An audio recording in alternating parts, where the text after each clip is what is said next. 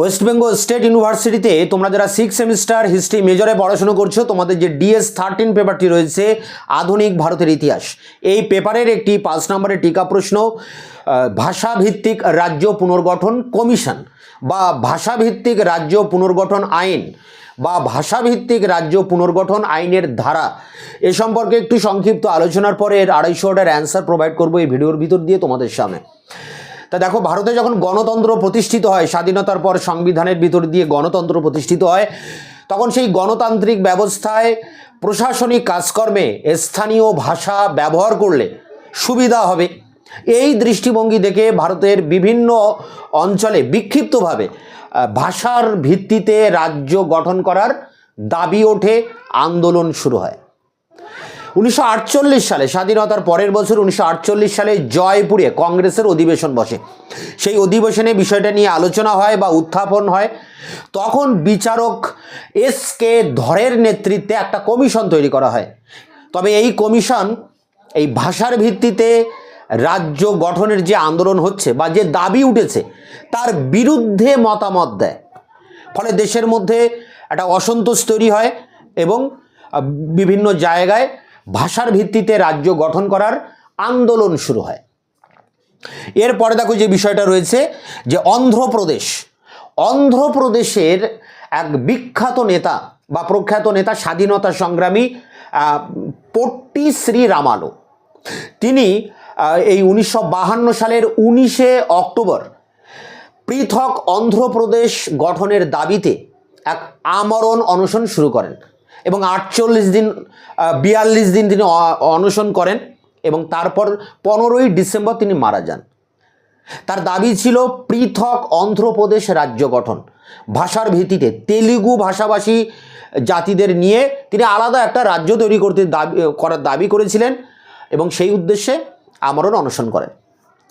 তাই তার মৃত্যুর পর কি হয় যে মাদ্রাজ সরকার এবং কেন্দ্রীয় সরকারের বিরুদ্ধে স্থানীয় মানুষেরা বা এই মাদ্রাজের এই তেলুগু ভাষাভাষী অঞ্চলের মানুষেরা বিক্ষোভ শুরু করে, আন্দোলন শুরু করে, ব্যাপক আকার ধারণ করে। তখন সরকার বাধ্য হয়ে এই 1953 সালে তেলুগু ভাষাভাষীদের নিয়ে তাদেরকে তামিল অঞ্চল থেকে আলাদা করে এই পৃথক অন্ধ্রপ্রদেশ রাজ্য গঠন করে।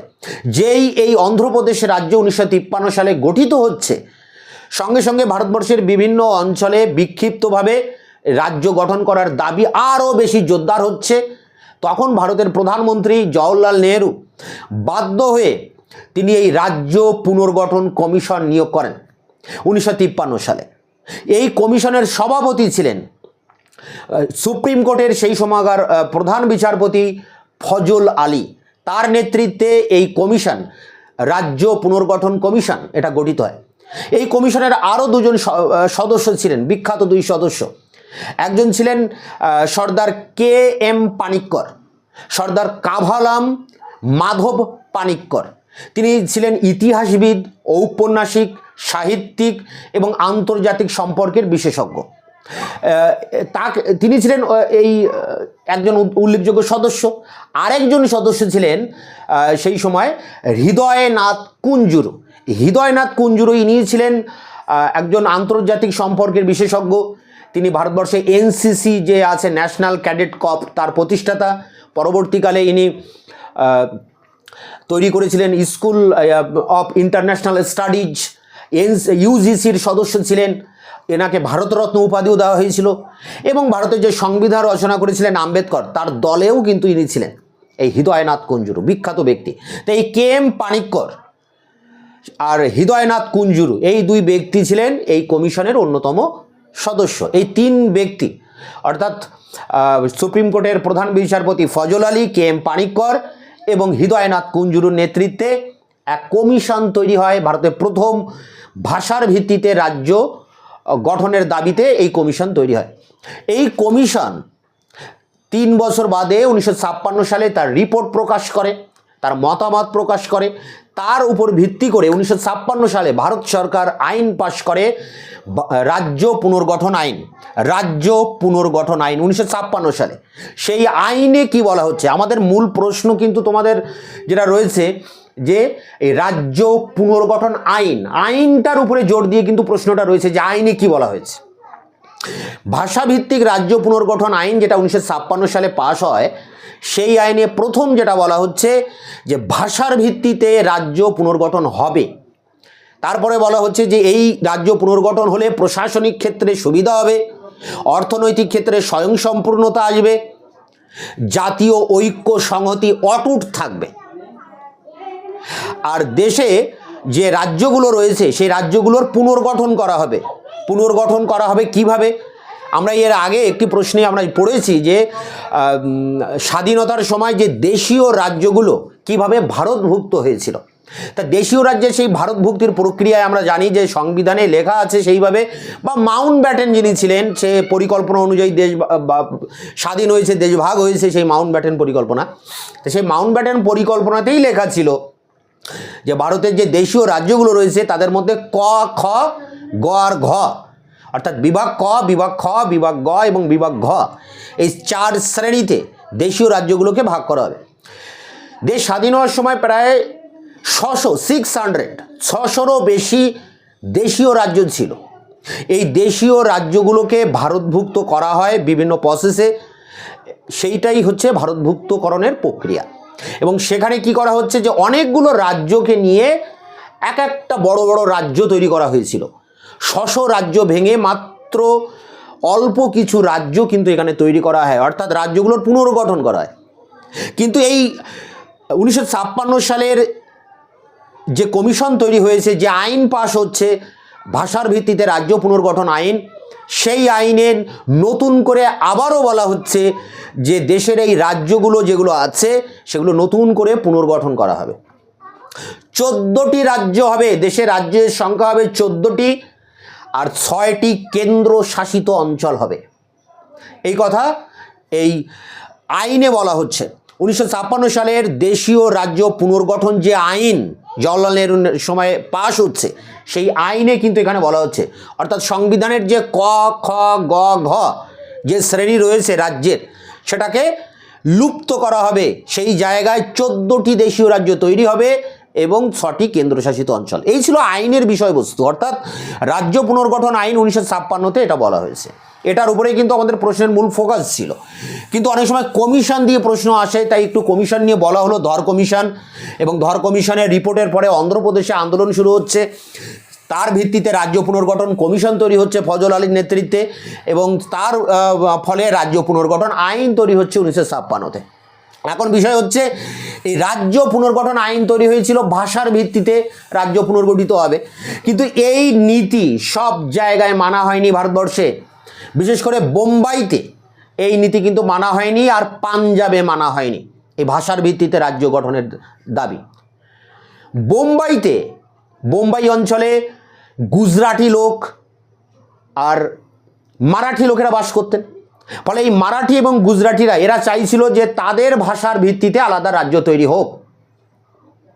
এবং শেষ পর্যন্ত কি হয়, বোম্বাই প্রদেশকে ভেঙে একটা মারাঠিদের জন্য বোম্বাই রাজ্য, আর গুজরাটিদের জন্য গুজরাট রাজ্য তৈরি করা হয়।